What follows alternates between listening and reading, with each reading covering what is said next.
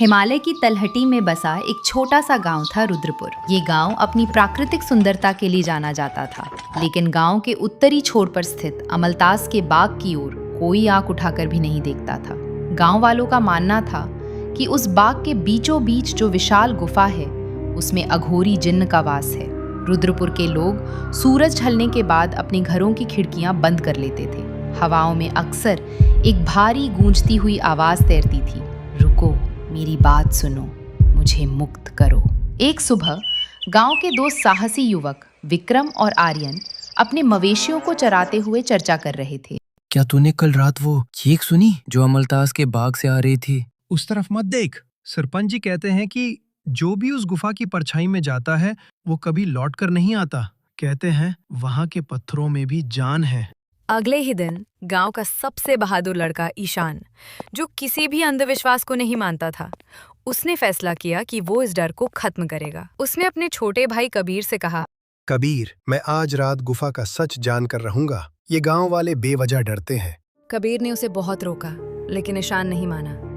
वो अंधेरी रात में एक मशाल लेकर बाग की ओर निकल गया। अगली सुबह जब सूरज उगा तो रुद्रपुर में कोहराम मच गया।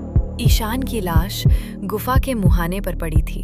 उसका शरीर पीला पड़ गया था, जैसे किसी ने उसके अंदर से प्राण निचोड़ लिए हों। गांव के मुखिया और ईशान की माँ का रो रो कर बुरा हाल था। मेरे बच्चे को जिन खा गया, हाय, अब कौन बचाएगा हमें? उसी गांव में मिस्टर खन्ना नाम के एक अमीर जड़ी बूटी व्यापारी रहते थे। उनकी दो बेटियां थीं, तारा और महक। तारा बड़ी थी, शांत और बुद्धिमान, जबकि महक छोटी और बहुत जिद्दी थी। दोनों को बागवानी और दुर्लभ फूलों का बहुत शौक था। एक दिन दोनों घर के पिछवाड़े बैठी थीं। महक ने उदास होकर कहा, दीदी, पिताजी हमें उस सुंदर अमलतास के बाग में क्यों नहीं जाने देते? सुना है वहाँ नीले रंग के जादुई गुलाब खिलते हैं। पिताजी कहते हैं ईशान भैया की मौत के बाद वो जगह और भी शापित हो गई है। वो गुफा वहाँ कुछ तो छुपा रही है। दीदी, अगर हम कल सुबह जल्दी जाए, जब पिताजी शहर जा रहे होंगे, कोई हमें नहीं देख पाएगा। क्या आपको नहीं लगता कि ईशान भैया की मौत के पीछे कोई इंसान भी हो सकता है? तारा की आंखों में एक चमक आई। उसे भी रहस्य सुलझाने का शौक था। उसने हाँ कर दी। अगले दिन जैसे ही मिस्टर खन्ना अपनी बाइक लेकर शहर निकले, तारा और महक चोरी छिपे बाग की ओर चल पड़ी। रास्ते में उन्हें गांव का एक बुजुर्ग दीनू काका मिला। बेटियों, कहाँ जा रही हो? मौत को बुलावा मत दो, वापस घर जाओ। काका, हम बस फूलों को देखने जा रहे हैं, गुफा के पास नहीं जाएंगे। जैसे ही वे बाग के घने पेड़ों के बीच पहुंची, उन्होंने देखा कि दो नकाबपोश चोर गुफा की ओर बढ़ रहे थे। तारा और महक एक झाड़ी के पीछे छिप गईं। चोर आपस में बात कर रहे थे। सुना है सरपंच ने इस गुफा में बरसों का खजाना छुपाया है और भूत प्रेत की अफवाह फैला दी है ताकि कोई अंदर न जाए। तभी अचानक झाड़ियों से एक भयानक दिखने वाली बुढ़िया निकली। उसके बाल सफेद और उलझे हुए थे। चेहरे पर झुर्रियां ऐसी थीं जैसे सूखी जमीन। उसके हाथ में फलों की एक टोकरी थी। रुक जाओ, कहाँ जा रहे हो? बुढ़िया की आवाज किसी फटे हुए ढोल जैसी थी।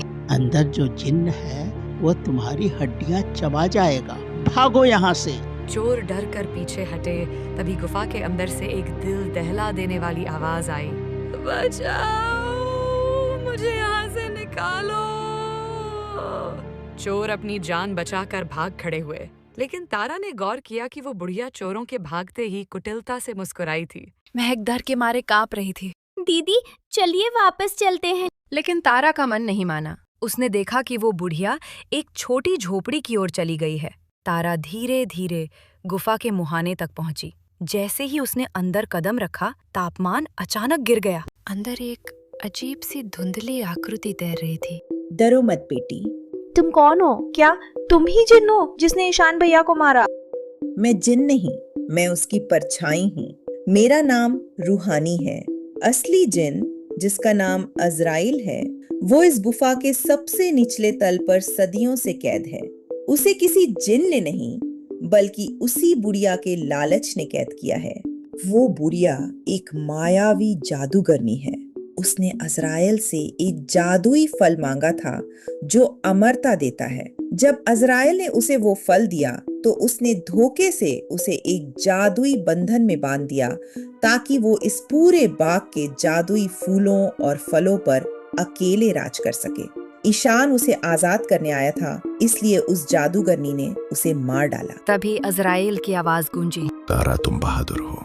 अगर तुम उस जादूगरनी की झोपड़ी से वो स्वर्ण फल ले आओ तो मेरी कैद टूट जाएगी। लेकिन याद रखना, वो फल एक कांच के मर्तबान में है और बुढ़िया के सोते समय ही उसे उठाया जा सकता है। तारा ने जान जोखिम में डालने का फैसला किया। वो चुपके से बुढ़िया की झोपड़ी में दाखिल हुई। वहाँ चारों तरफ कटी हुई जड़ी बूटियां और अजीबोगरीब हड्डियां बिखरी थीं। बुढ़िया खर्राटे ले रही थी। मेज पर वो स्वर्ण फल चमक रहा था। तारा ने जैसे ही उसे उठाया, बुढ़िया की आंख खुल गई। पकड़ो इसे, मेरी शक्ति मत छीनो। बुढ़िया चिल्लाई। तारा बिजली की गति से भागी।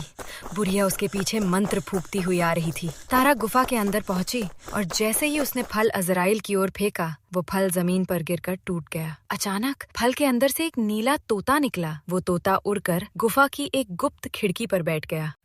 तोता बोला, आजादी का रास्ता 2 रास्तों से होकर जाता है, एक फूलों का रास्ता और एक मौत का अंधेरा। सही चाबी चुनो तारा। तारा ने अंधेरे रास्ते को चुना क्योंकि उसे लगा कि बलिदान के बिना सत्य नहीं मिलता। वहाँ उसे 4 चमकती चाबियां मिली, नीली, पीली, हरी और लाल। उसने याद किया कि स्वर्ण फल से निकला तोता लाल रंग की रोशनी से चमक रहा था। उसने लाल चाबी उठा ली। जैसे ही उसने चाबी खिड़की के ताले में लगाई, एक प्रचंड विस्फोट हुआ। पूरी गुफा रोशनी से भर गई। वह भयानक जादूगरनी चीखते हुए राख में बदल गई। अजराइल अपने असली रूप में प्रकट हुआ, एक विशाल तेजस्वी पुरुष जिसके चेहरे पर दिव्यता थी। धन्यवाद तारा, तुमने ना सिर्फ मुझे बल्कि इस पूरे गांव को उस डायन के साए से मुक्त कर दिया। अगली सुबह जब गांव वाले बाग पहुंचे तो उन्होंने देखा कि बाग पहले से कहीं ज्यादा सुंदर हो गया था। फूल अब कभी नहीं मुरझाते थे। तारा और महक गांव की नायिका बन चुकी थी। अजराइल अपनी दुनिया में लौट गया, लेकिन उसने वादा किया कि वो हमेशा इस बाग और रुद्रपुर की रक्षा करेगा। अब रुद्रपुर का डर खत्म हो चुका था। गांव के बच्चे अब अमलतास के बाग में निडर होकर खेलते थे और तारा अक्सर उस गुफा के पास बैठकर उन नीले गुलाबों को निहारती थी जो अब हमेशा खिले रहते थे।